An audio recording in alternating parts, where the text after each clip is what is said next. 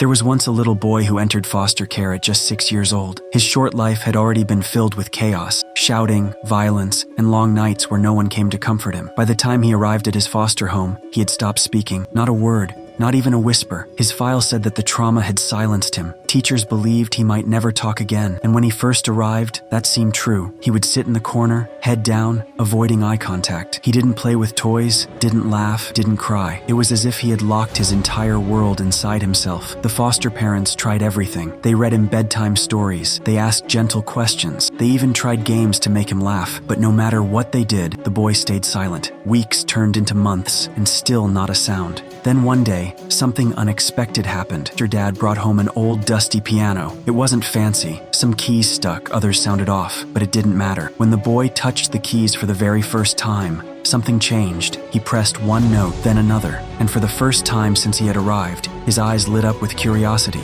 From that day forward, the piano became his safe place. He would sit on the bench for hours, pressing keys, listening carefully, creating little tunes. He still didn't speak, but in those moments the music became his voice. The foster parents noticed. They never rushed him. They never demanded words. Instead, they clapped after his little songs, recorded his melodies, and told him how proud they were. Slowly, the walls he had built around himself began to crack. Then one evening, after finishing a simple tune, the boy whispered 2 words. "I'm done." It was quiet, almost shy, but it was his voice. The very first words anyone had heard from him in nearly a year. His foster mom froze. Then tears filled her eyes as she rushed over to hug him. "That was beautiful," she whispered back. From then on, the words began to return. At first, just a few, short sentences, then more. And with each new word, his confidence grew stronger. By the end of the year, the little boy who had once been silent was now speaking, laughing, and even singing along as he played. His teachers were amazed. The withdrawn child they remembered was gone, replaced by someone full of life, creativity, and joy. Years later, that same boy stood proudly on a stage at a school concert. He performed a song he had written himself. The audience clapped and cheered, but what mattered most wasn't the applause. It was the look on his face. For the first time, he wasn't just surviving, he was living. That foster family didn't just give him shelter, they gave him back his voice. Because healing doesn't always happen in words. Sometimes it happens in music,